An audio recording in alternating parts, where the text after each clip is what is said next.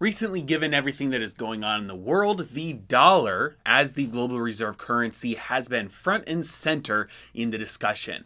Number one, we had the Federal Reserve Chairman testifying before Congress that he would not be surprised to see more than one global reserve currency, that there doesn't just have to be one.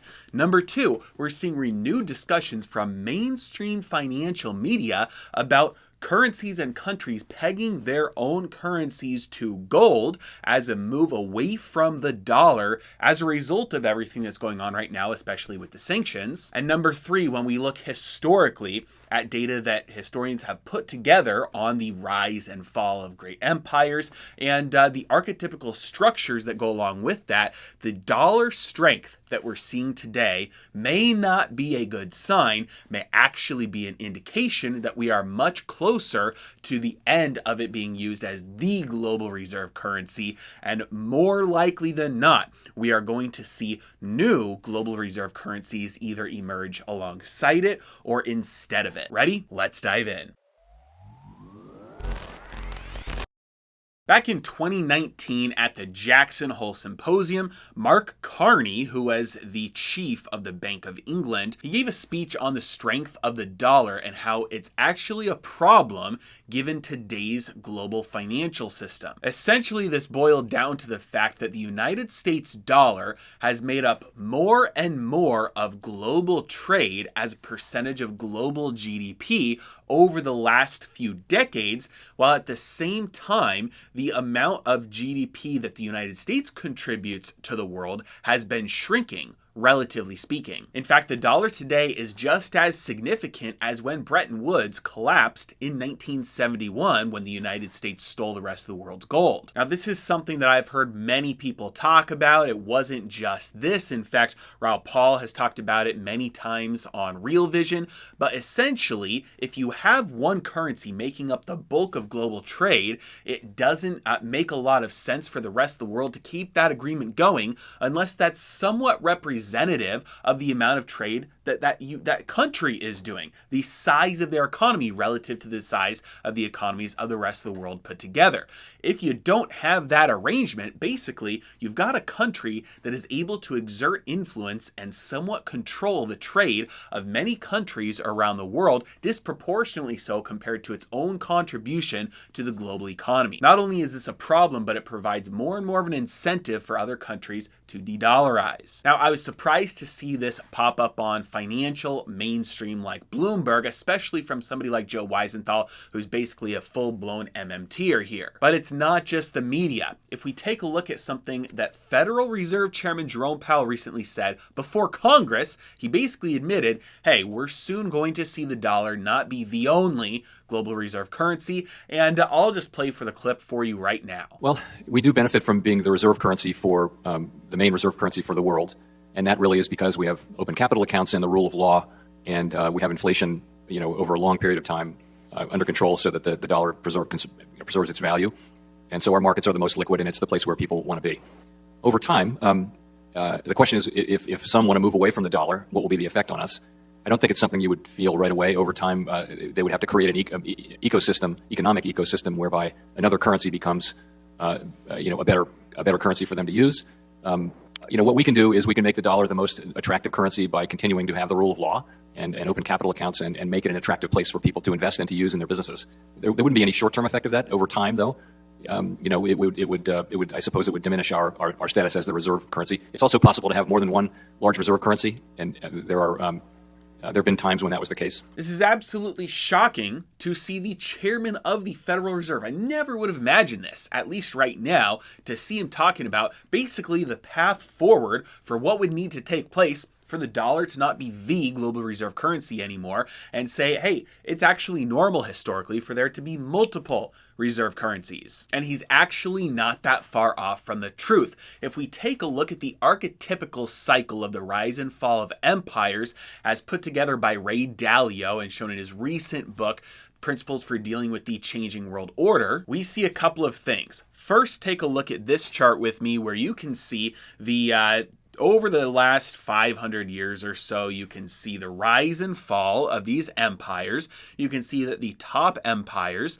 went from China to the Netherlands to the UK to the US, and now we're in this transition period where the United States is on a decline. China is clearly, relative to everybody else, on more of a rise.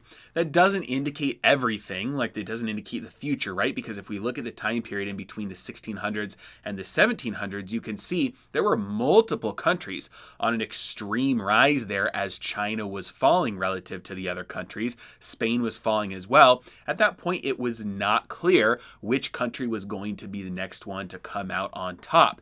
Now, clearly the UK won out, but at the time when it was happening, it wasn't very clear which one would happen. So just because a country is on the rise, a nation's on the rise, or a nation's on the decline, doesn't really say much about the guaranteed certainty of the future, but it does indicate a certain direction. So the question is, what causes this rise and this fall of nations and empires relative to other nations and empires? And what are some signs that we can look at that would indicate whether you are on the rise or the decline when you're looking around the world? Well, if we take a look at this chart, he's basically put together the data from the last 1,000 years or so of all of these nations and looked at their education, trade, innovation, technology, financial center, military, reserve, currency status, and put it together, aggregated the data, created this archetypical structure here, and you can see some of the first things that start popping up while the empire is on the rise is education, innovation and technology, military. Those are some of the first things to get very good relative to all of the other nations. In the middle here, this is the peak of the empire. Pretty much everything at this point is near the top, but you'll notice that black line that is the laggard here. What is that? Reserve currency status. This is one of the last things to be maintained as the number one thing as a nation, as an empire, is on the decline. The reserve currency status sticks around more significantly than anything else up until about the very end, where it falls underneath the financial center, which again, that is going to make sense as well, because being the financial center of the world, that's going to have a lot more momentum behind it than any of this, a lot more infrastructure, a lot more countries around the world being used to that. That's why we saw London stick around for so long before New York kind of took it over.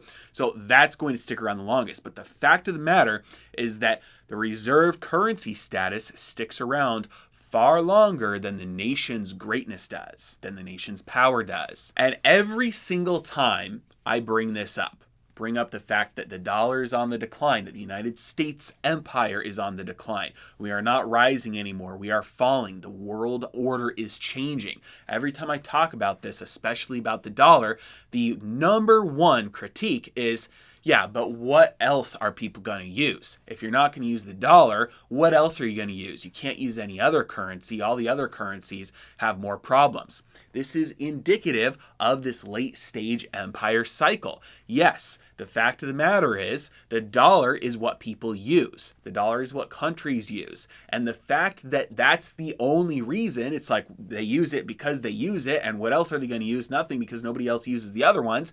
That's indicative of the fact that we are in the late stages here, that it's only around because it's sticking around towards the end. It's just the momentum. It has nothing to do with our growing GDP. It has nothing to do with our increasing quality of our education, our increasing quality of our innovation and technology, our increasing military strength relative to the rest of the world. When you can't point to any of the fundamental factors and all you're doing is saying, yeah, but all the alternatives are worse, what you're actually doing is pointing to the end here and saying, hey, look, we're on the last dying breaths here. I don't know how long it will last. It's impossible to know that.